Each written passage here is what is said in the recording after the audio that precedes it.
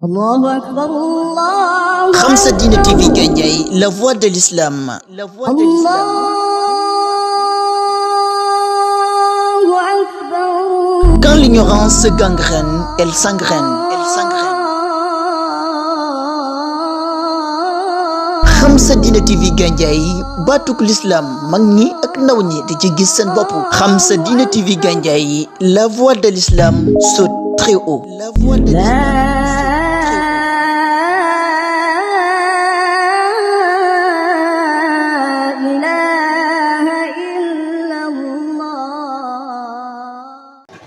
والصلاة والسلام على من بعث رحمة للعالمين بشيرا ونذيرا صلوات الله وسلامه عليه. أما بعد، عباد الله، فإن شهر رمضان المبارك قد قوضت خيامه وتصرمت أيامه وولى وأدبر، وتركنا بتساؤلات تفرد نفسها أمام كل مسلم. على كل مسلم سام وقام وقرأ القرآن خلال هذا الشهر المبارك. والأسئلة: هل نحن نلنا منه تقوى الله الذي من أبرز أغراض هذا الشهر؟ هل رفع الله لنا صالح أعمالنا إلى حضرته؟ هل فزنا بكل ما وعده الله لنا في هذا الشهر بصيامنا نهارها وقيامها وصيامه نهاره وقيامه ليله؟ والجواب بسيط: يقيس كل واحد منا نفسه. هل يعيش ويحس ويشعر في نفسه بعد رمضان الريحان؟ كان الشهر فرصة لترك الدخان، هل ستستمر بترك بعد رمضان؟ كان الشهر فرصة لترك شرب الخمر، هل تركته بعد رمضان؟ كان طول اليوم تحفظ الفم من السوء والجوارح من المعصية، هل ستستمر بذلك؟ كان قلبك خاشعا ونفسك زكية، هل تحفظهما على نفس المستوى بعد رمضان؟ بقوة تقوى الله المكتسبة من الصيام يقبل الله كل ذلك للعبد. ذلك ما يبينه الله في سورة المائدة آية 27: وإنما يتقبل الله من المتقين. شهر رمضان شهر كان على مثابة السوق العالمية، حاوٍ بكل ما يحتاجه الإنسان، والفرصة سانحة للجميع. فإذا انقض السوق فربح من ربح وخسر من خسر، فكل حاجياتنا المسلم كان موجودا في شهر رمضان. أولاها تقوى الله الذي مفتاح الجنة، ولأهمية التقوى ذكره الله في القرآن الكريم 258 مرة. ثانيها ليلة القدر التي تساوي عبادة 83 أشهر سنة. ثالثها القرآن وشموليته بكل تفصيل الحياة الدنيوية والأخروية. رابعها رحمة الله ومغفرته وإتقه عبده من النار. من سامه إيمانا واحتسابا غفره الله ما تقدم من ذنبه وما تأخر. allahumma taqabbal minna allahumma taqabbal minna.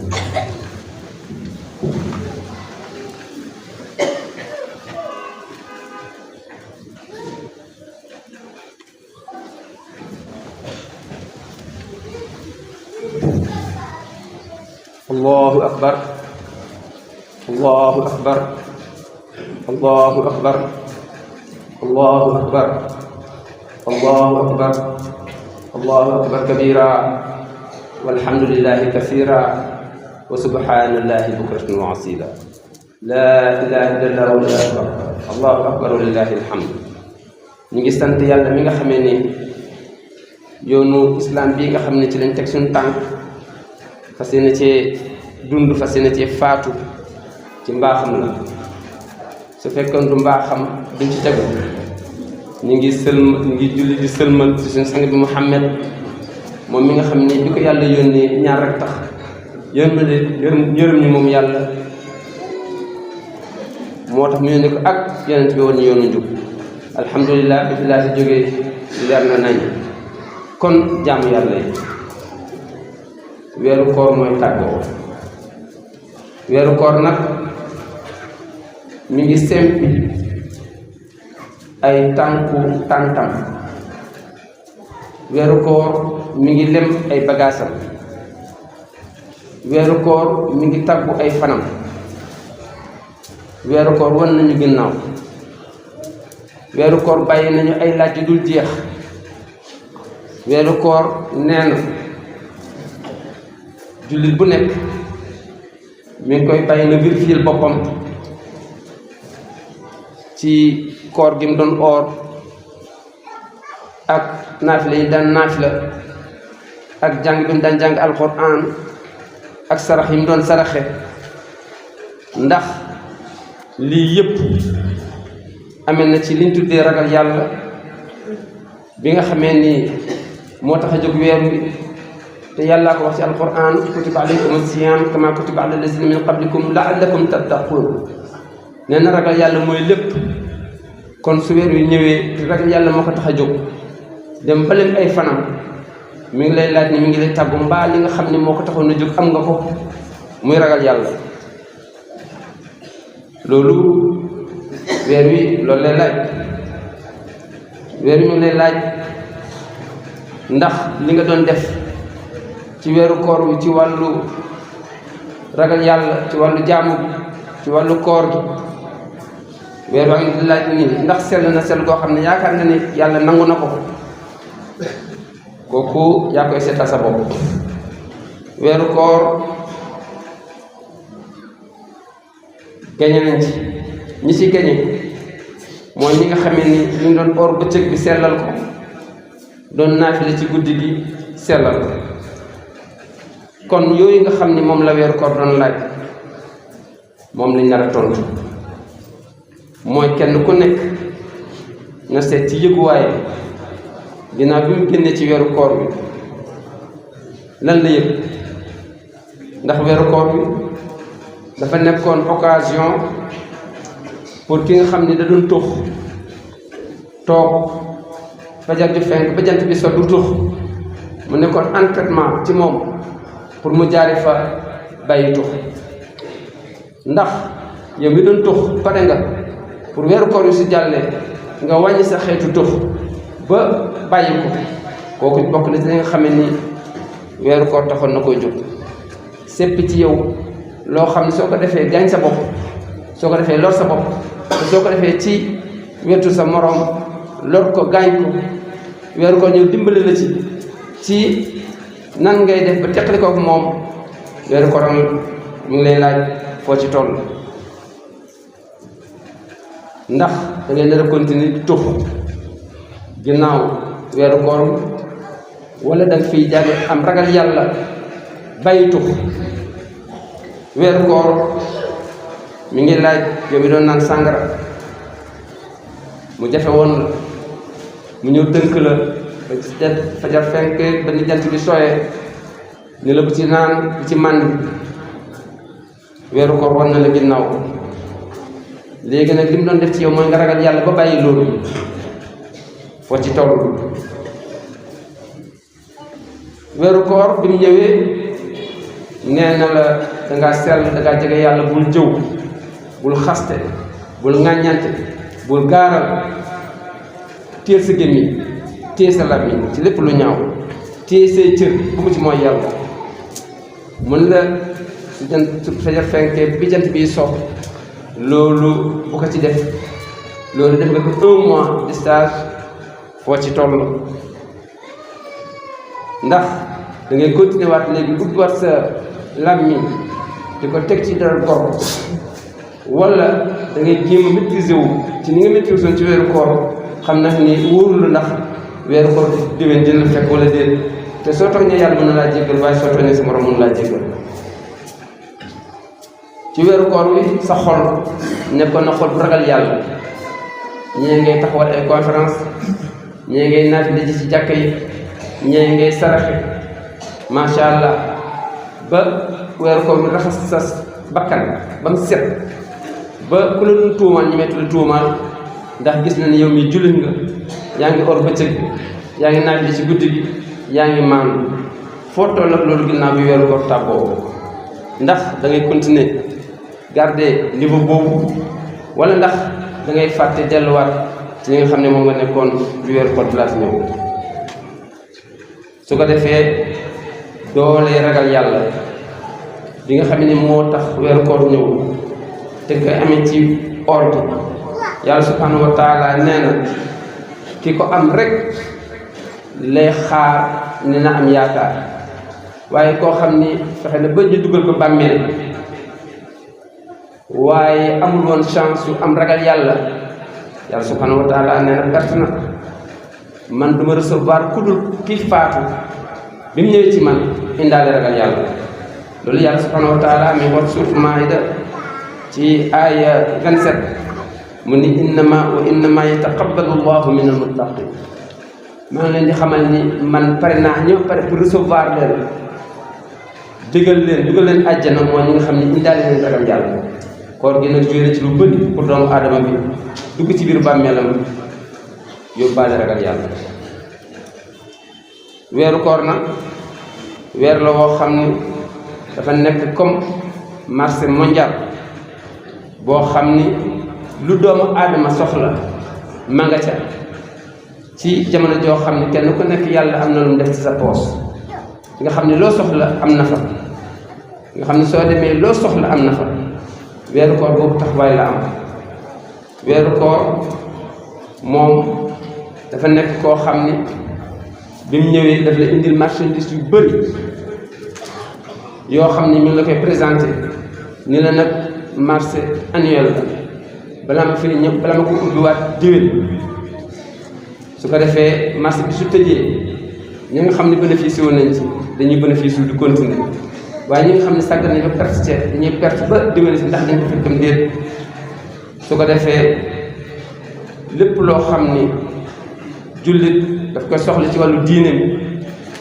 mi ngi ci biir weeru koor comme marchandise yëpp nga xam ni doomu aadama daf koy soxla ci àddinaam mi ngi ci marché bi nga xam ne marché mondial boobu la su ko defee marchandise bi nga xamee ni moom la ñu weeru koor indil pour ñu profité jënd ko te mooy bañ tere suñu bakkan bànnee xam jox yàlla nopp jaamu ko yii bokkal yi nga xam ni marchandise bi nga xam ni moom la ñu weeru koor indiloon yii ñuy bëgg a wax ci la bokk bu njëkk bi mooy ragal yàlla subhanahu wa taala ndax kat liñ tuddee at-taqwa muy ragal yàlla mooy caabi àjjana yàlla subhanahu wa taala nee na nit du dugg àjjana mukk te fekk indaale woo ragal yàlla bi nga xam ne ni mooy caabeem mooy ubbi àjjana ngir importance su ragal yàlla bi nga xam ne moo tax a jóg koor yàlla subhanahu wa taala mi nga tudd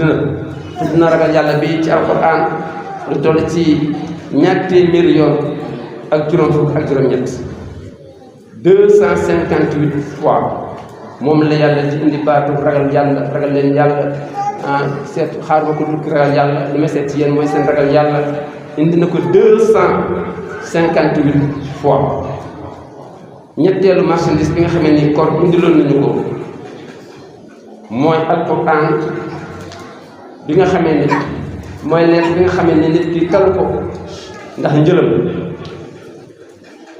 talu ko ndax wéradéem talu ko ndax leneen yàlla subhanahu wa taala ni la weer wi de mooy weeru koor alquran ji nag moo leen ñëw pour détailler leen lépp loo xam ne mos naa jaar ci àddina ak moment bi ngeen toll ak ba ñuy taxawal bisu penc ba ñuy dugg àjjana ñuy dugg safara kon weeru koor bi concentré wu leen ci ngeen jim ko déglu jima càmbar lan la yàlla bugg ak lan la yàlla bañ ak lan lay xaar ci yéen kooku marchandise boobu muy marchandise alquran yàlla subhanahu wa taala indiwaat na ko ci weeru koor su ko defee yonent bi sallallahu alayhi wa sallam mi ngi continuer ñeenteelu marchandise bi moo di yërmande yàlla ak njëgalu yàlla ak goreel la safara lan mooy yërmande yàlla commencement or bi ba 10e jour bu njëkk bi yàlla subhanahu wa taala du bindu du fi efface day observer rek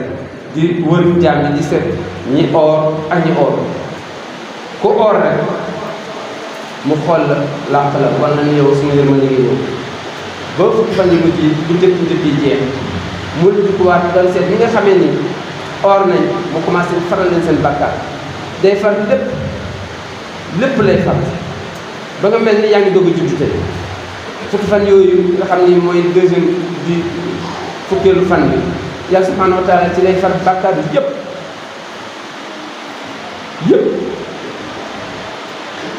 su ko defee nag fukkeelu fan bu mujj bi nag kooku dañuy noté rek tur yi nga xam ne recensé nañ leen ni leen yéen moom ak safara bu leen mës a dégg yéen dugal waa safara du ngeen mës a dugg safara gore ngeen ci safara loolu neex na nii la yàlla xaajee koor ñetti façon xaaj su ko defee yonent bi sallallahu alayhi wa sallam ni képp koo xam ni or na te yàlla tax ak tiyaaba na xam ni su koor bi paasee dootoo des benn bàkkaar lépp loo amoon ci bàkkaar yonent bi sallallahu alayhi wa sallam nee na moom mi ngi yéem koo xam ne fekk na weeru koor ba weeru koor bi jeex muy dese bàkkaar parce que weeru koor lu ko sàggal waru laa dese bàkkaar kon lii mooy li nga xam ni moom lañ fi woon rek allahumma taqabbal minna siyaamana wa qiyaamana waj'al allahumma lana fi qulubina nuuran wa fi alsinatina nuuran wa fi asma'ina nuuran wa fi absarina nuuran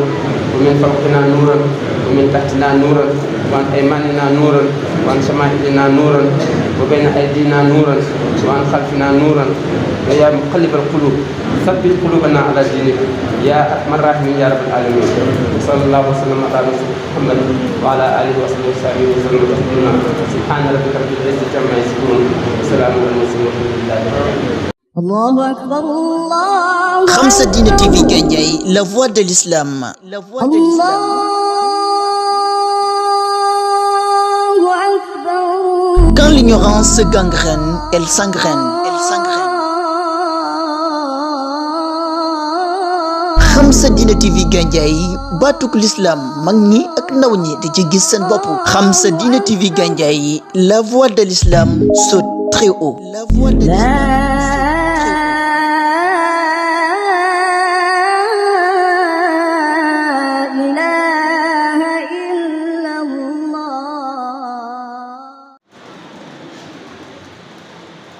الحمد لله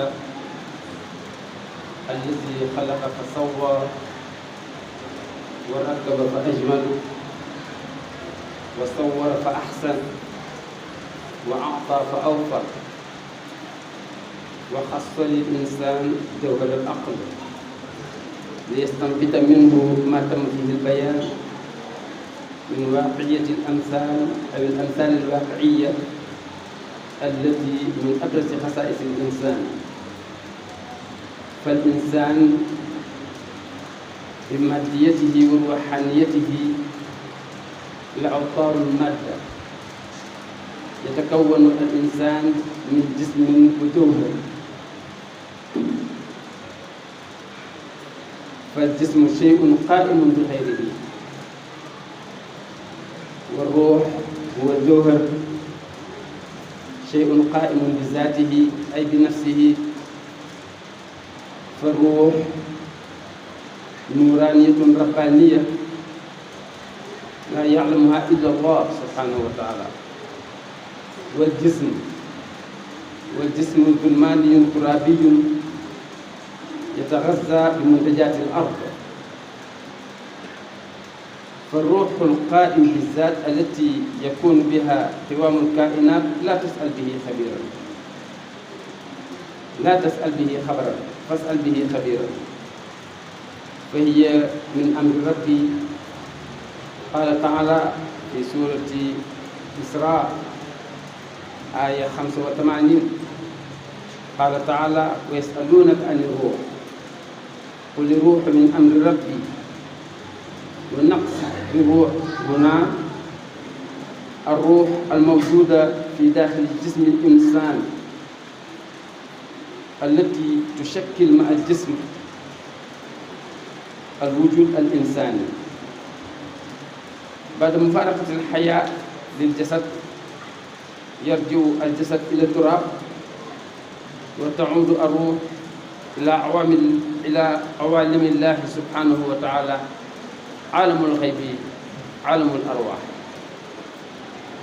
وهناك أرواح غير روح المقصود يعدها الله سبحانه وتعالى في القرآن الكريم قائلا في سورة النبأ مثلا آية 38 قال تعالى: يوم يقوم الروح والملائكة صفا. فمعنى روح هنا ملك هو جبريل عليه الصلاة والسلام. وقال تعالى في سورة الشورى آية 52: وكذلك أوحينا إليك روحا من أمرنا. ومعنى الروح هنا الوحي. وقال تعالى في سورة الحجر آية 29: فإذا سويته ونفخت فيه من روحي. والروح هنا بمعنى القدرة والقضاء والقدر. وكل ما نعرفه بالروح أن الله سبحانه وتعالى جعل بها الحياة، حياة الإنسان، والراحة والتعب، والقوة والحس والحركة والفهم والفكر والسمع والبصر وغيرها.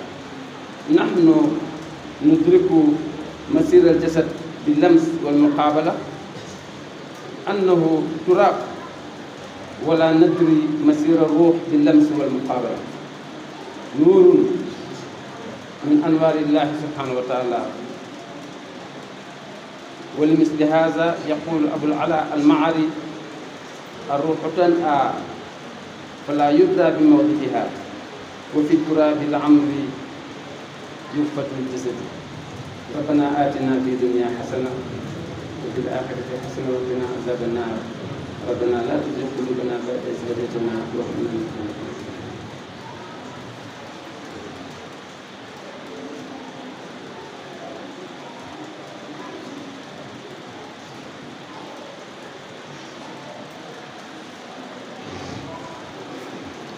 بسم الله والحمد لله ولا إله إلا الله والله أكبر والصلاة والسلام على رسول الله. أما بعد، عباد الله، بعدما وقفنا بالروح وقفة حشمة ووقار، دعونا نتسرد بمادية الجسم ومعيشتها. فهي تعيش بمنتجات الأرض لأنها ترابية أصل. قال تعالى في سورة الملك آية 15: هو الذي جعل لكم الأرض ذلولا فامشوا في مناكبها وكلوا من رزقه وإليه النشور. قال تعالى ذلولا بمعنى سهل الله بها زرعا، ذلولا بمعنى سهل الله بها بناء، ذلولا بمعنى سهل الله بها تجارة، ذلولا بمعنى سهل الله بها عبادة. كما قال تعالى: فامشوا في مناكبها. في مناكبها أي في نواحيها. فامشوا في نواحيها في العالم سياحة، علاقة دبلوماسية، كسبا للرزق، بحثا عن العلم. قال تعالى: وكلوا من رزقه الذي أحله لكم في المطاعم وفي الفندقيات وفي الأسواق، وتمتعوا بأنواع رزق الله بمختلف الأماكن حتى تموتوا وترجعون إليه. هكذا فتح الله للإنسان أبواب الحركة والتمتع لأجل إشباع رغبة الجسد في حياته الدنيا، ثم الموت، ثم إليه النشور ليحاسب إما في النار وإما في الجنة. اللهم لك الحمد حتى ترضى، ولا حول ولا قوة إلا بالله. اللهم لك الحمد وإليك المشتكى وبك المستغاث وأنت المستعان، ولا حول ولا قوة إلا بالله.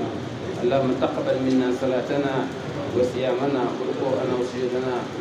اللهم صل على سيدنا محمد الفاتح لما أغلق والخاتم لما سبق الناصر الحق بالحق والهادي إلى صراط المستقيم وعلى آله حق قدره العظيم. سبحان ربك رب العزة عما يصفون وسلام على المرسلين. الله أكبر الله Khamsadina TV Gandiaye, la voix de l'islam. الله أكبر. Quand l'ignorance se gangrène, elle s'engraine. Khamsadina TV Gandiaye, batuk l'islam mag ñi ak ndaw ñi di ci gis seen bopp. Khamsadina TV Gandiaye, la voix de l'islam saute très haut. La voix de l'islam.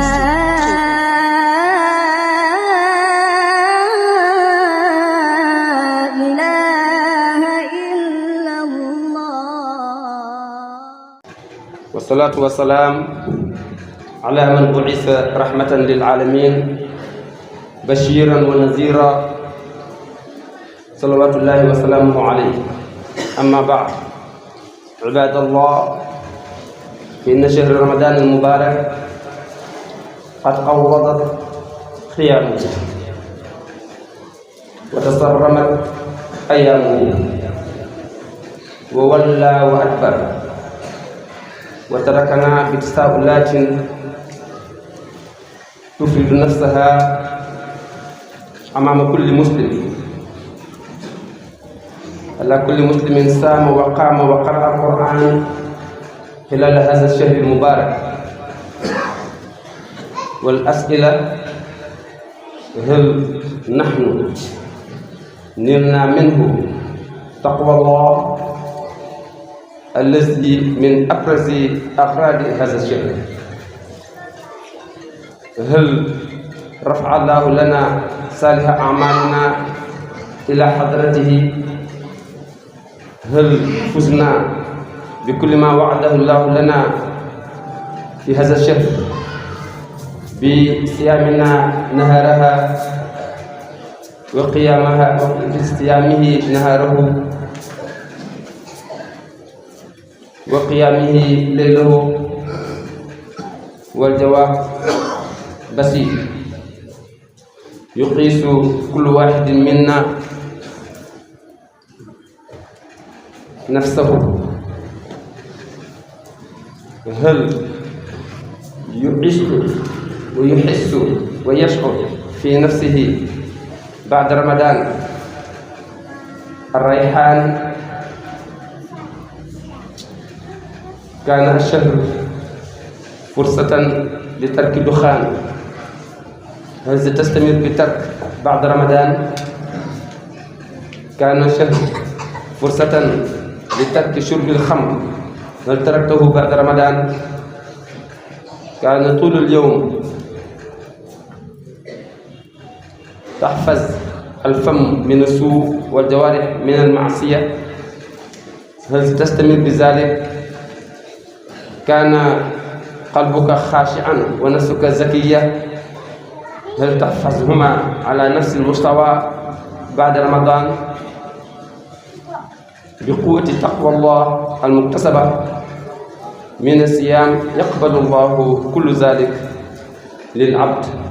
ذلك ما يبينه الله في سورة المائدة آية 27: وإنما يتقبل الله من المتقين.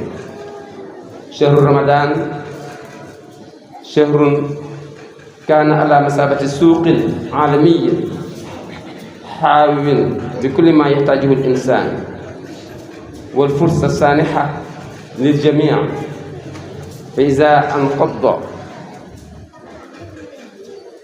السوق فربح من ربح وخسر من خسر، فكل حاجياتنا المسلم كان موجودا في شهر رمضان.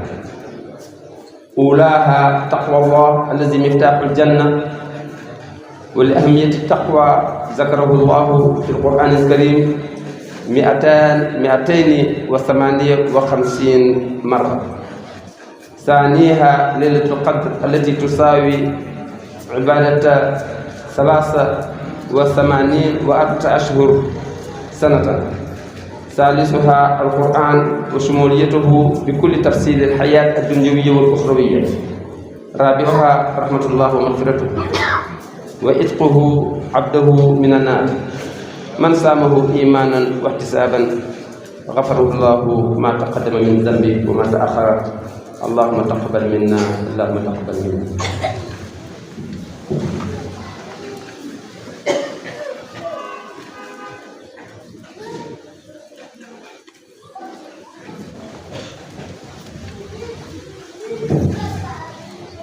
الله أكبر، الله أكبر، الله أكبر، الله أكبر، الله أكبر، الله أكبر كبيرا، والحمد لله كثيرا، وسبحان الله بكرة وعصيلا.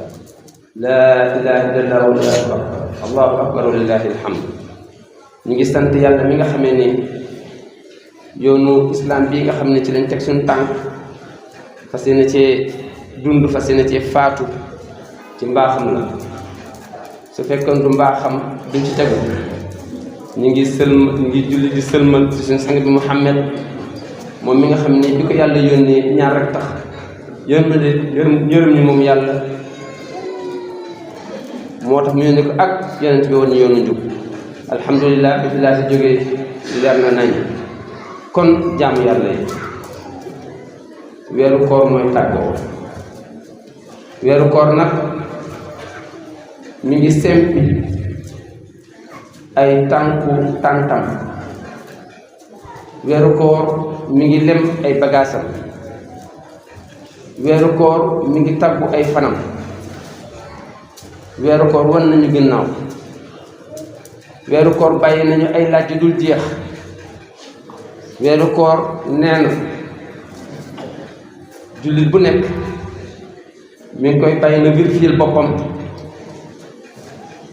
ci koor gi mu doon oor ak naafila yi daan naafila ak jàng bi mu daan jàng alquran ak sarax yi mu doon saraxe, ndax lii yëpp amee na ci liñ tuddee ragal yàlla bi nga xamee ni moo tax a jóg weer wi. te yàllaa ko wax ci alquran kutiba alaykum as-siyam kama kutiba ala lazina min qablikum la'allakum tattaqun. nee na ragal yàlla mooy lépp. kon su weer wi ñëwee te ragal yàlla moo ko tax a jóg dem ba leen ay fanam, mi ngi lay laaj ni mi ngi lay tàggu mbaa li nga xam ne moo ko taxoon a jóg am nga ko, muy ragal yàlla. loolu weer wi loolu lay laaj. weer wi mi ngi lay laaj ndax li nga doon def ci weeru koor wi ci wàllu ragal yàlla, ci wàllu jaamu bi, ci wàllu koor gi, weer waa ngi laaj ni ndax sell na sell goo xam ne yaakaar nga ni yàlla nangu na ko. kooku yaa koy seetal sa bopp. weeru koor gañe nañ ci. ñi ci gañe mooy ñi nga xamee ni ñu doon oor bëccëg bi sellal ko, doon naafile ci guddi gi sellal ko. kon yooyu nga xam ni moom la weeru koor doon laaj moom lañ nar a tontu. mooy kenn ku nekk na seet ci yëguwaay ginnaaw bi mu génnee ci weeru koor bi lan la yëg. ndax weeru koor bi dafa nekkoon occasion pour ki nga xam ni da doon tux toog fajar ju fenk ba jant bi so du tux, mu nekkoon entraînement ci moom pour mu jaari fa bàyyi tux. ndax yow mi doon tux pare nga pour weeru koor yu si jàllee nga wàññi sa xeetu tux ba bàyyi ko. kooku bokk na ci li nga xamee ni weeru koor taxoon na koy jóg sépp ci yow loo xam ne soo ko defee gaañ sa bopp soo ko defee lor sa bopp te soo ko defee ci wetu sa moroom lor ko gaañ ko weeru koor ñëw dimbali la ci nan ngay def ba teqali ko ak moom weeru koor mu ngi lay laaj foo ci toll ndax da ngay nar a continuer di tux ginnaaw weeru koor wala da nga fiy jàng am ragal yàlla bàyyi tux weeru koor mi ngi laaj yow mi doon naan sàngara mu jafe woon la mu ñëw tënk la ba ci fajar fenk ba ni jant bi sooyee ni la bu ci naan bu ci màndi weeru koor war na la ginnaaw léegi nag li mu doon def ci yow mooy nga ragal yàlla ba bàyyi loolu foo ci toll weeru koor bi mu ñëwee nee na la dangaa sell dangaa jege yàlla bul jëw bul xaste bul ŋàññante bul gaaral téye sa gémmiñ téye sa làmmiñ ci lépp lu ñaaw téye say cër bu ko ci mooy yàlla mun la su jant su fajar fenkee bi jant bi sox loolu bu ko ci def loolu def nga ko 1 mois de stage foo ci toll ndax da ngay continuer waat léegi ubbiwaat sa làmmiñ di ko teg ci dara gor wala da ngay jéem a maîtriser wu ci ni nga maîtriser woon ci weeru koor xam na ni wóorul ndax weeru koor déwén dina la fekk wala déet te soo tooñee yàlla mën na laa jéggal waaye soo tooñee sa morom mën na laa jéggal ci weeru koor wi sa xol nekkoon na xol bu ragal yàlla ñee ngay taxawal ay conférence ñee ngay naafila ji ci jàkka yi ñee ngay saraxe macha allah ba weeru koor wi raxas sa bakkan ba mu set ba ku la dul tuumaal ñi metti la tuumaal ndax gis na ne yow mi jullit nga yaa ngi or bëccëg yaa ngi naafila ci guddi gi yaa ngi maandu foo toll ak loolu ginnaaw bi weeru koor tàbboo ndax da ngay continuer garder niveau boobu wala ndax da ngay fàtte delluwaat ci li nga xam ne moom nga nekkoon bi weeru koor di laata ñëw su ko defee doolee ragal yàlla bi nga xam ne moo tax weeru koor ñëw te nga amee ci ordre yàlla subhanahu wa taala nee na ki ko am rek lay xaar ne na am yaakaar waaye koo xam ni fexe na ba ñu dugal ko bàmmeel waaye amul woon chance yu am ragal yàlla yàlla subhanahu wa taala nee na perte na man du ma recevoir ku dul kii faatu bi mu ñëwee ci man indaale ragal yàlla loolu yàlla subhanahu wa taala mi wax suuf Maayda ci aaya 27 mu ni innama yataqabbalu llahu min almuttaqin maa ngi leen di xamal ni man pare naa ñëw pare pour recevoir leen dugal leen àjjana mooy ñi nga xam ne indaale leen ragal yàlla koor gi nag joué ci lu bëri pour doomu aadama bi dugg ci biir bàmmeelam yóbbaale ragal yàlla weeru koor na weer la woo xam ne dafa nekk comme marché mondial boo xam ni lu doomu aadama soxla ma nga ca ci jamono joo xam ne kenn ku nekk yàlla am na lu mu def ci sa poos nga xam ne loo soxla am na fa nga xam ne soo demee loo soxla am na fa weeru koor boobu taxawaay la am weeru koor moom dafa nekk koo xam ni bi mu ñëwee daf la indil marchandise yu bëri yoo xam ni ñu ngi la koy présenté ni la nag marché annuel la balaa ma fi ñëw balaa ma ko ubbiwaat déwén su ko defee marché bi su tëjee ñi nga xam ne bénéficié woon nañ ci dañuy bénéficié du continuer waaye ñi nga xam ne sàgg nañ ba perte ci dañuy perte ba déwén si ndax dañ ko fekkam déet su ko defee lépp loo xam ni jullit daf koy soxla ci wàllu diine mi ngi ci biir weeru koor comme marchandise yëpp nga xam ni doomu aadama daf koy soxla ci àddinaam mi ngi ci marché bi nga xam ne marché mondial boobu la su ko defee marchandise bi nga xamee ni moom la ñu weeru koor indil pour ñu profité jënd ko te mooy bañ tere suñu bakkan bànnee xam jox yàlla nopp jaamu ko yii bokkal yi nga xam ne marchandise bi nga xam ne moom la ñu weer koor indiloon yii ñuy bëgg a wax ci la bokk. bu njëkk bi mooy ragal yàlla subhanahu wa taala, ndax kat liñ tuddee at-taqwa muy ragal yàlla mooy caabi àjjana. yàlla subhanahu wa taala nee na nit du dugg àjjana mukk te fekk indaale woo ragal yàlla bi nga xam ne ni mooy caabeem mooy ubbi àjjana. ngir importance su ragal yàlla bi nga xam ne moo tax a jóg koor, yàlla subhanahu wa taala mi nga tudd na ragal yàlla bi ci alquran lu toll ci 200 yoon ak juróom-ñett 258 fois moom la yàlla di indi baatu ragal yàlla, ragal leen yàlla.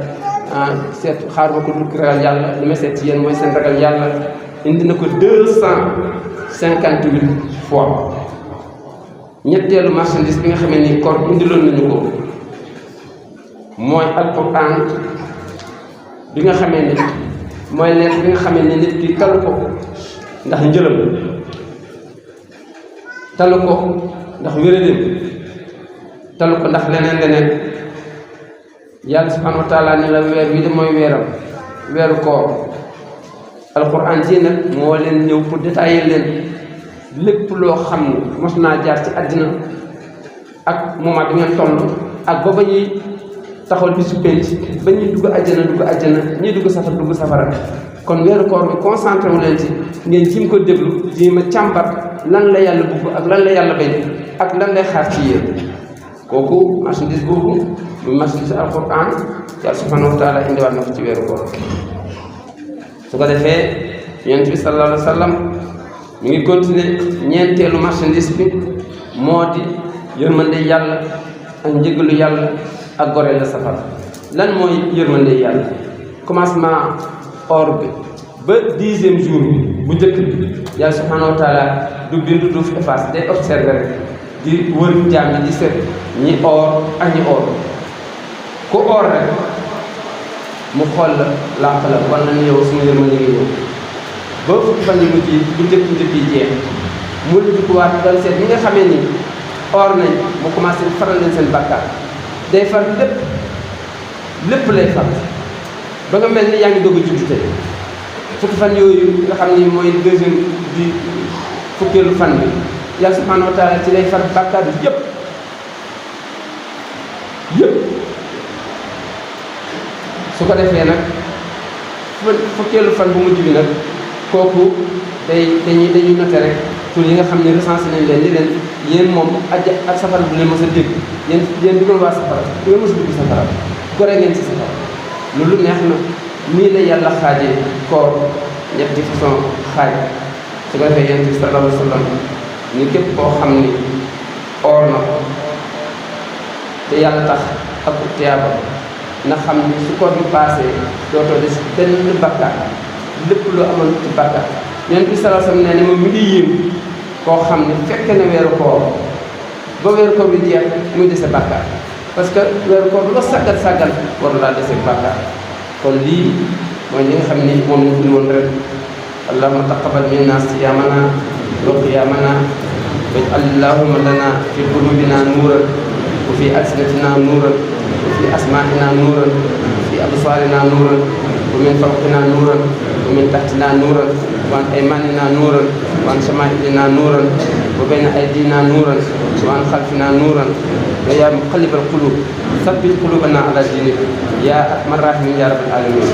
sallallahu wa sallam ala Muhammad wa ala alihi wa sahbihi wa sallam taslima. subhana rabbika rabbil izzati amma yasifun wa salamun alal mursalin walhamdulillahi rabbil alamin. Allahu akbar, Allahu Khamsa Dina TV Gandiaye, la voix de l'islam. Allahu akbar.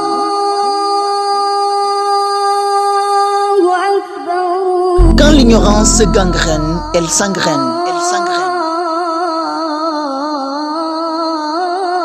Khamsa Dina TV Gandiaye, baatuk l'islam mag ñi ak ndaw ñi di ci gis seen bopp. Khamsa Dina TV Gandiaye, la voix de l'islam saute très haut. La voix de l'islam.